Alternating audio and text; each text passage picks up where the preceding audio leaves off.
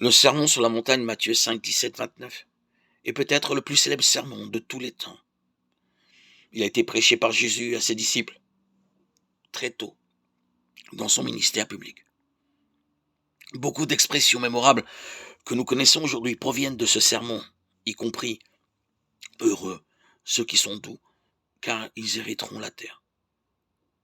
Celle de la terre, œil pour dent, les lys des champs.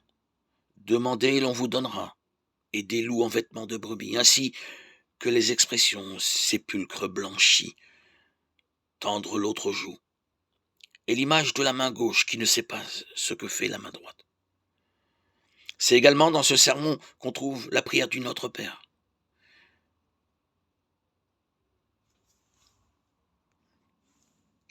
Bien plus important, cependant, le sermon sur la montagne a porté un coup dévastateur aux pharisiens et à leur religion de justice par les œuvres.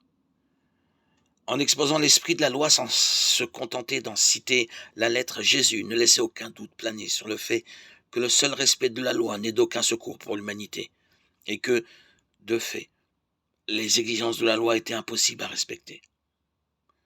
Il a terminé le sermon par un appel à la vraie foi pour obtenir le salut, ainsi que par un avertissement que le chemin du salut est étroit et que peu le trouvaient. Jésus compare ceux qui entendent ces paroles et les mettent en pratique à des constructeurs sages qui construisent leur maison sur des fondations solides. Lorsque les tempêtes arrivent, leur maison tient le choc.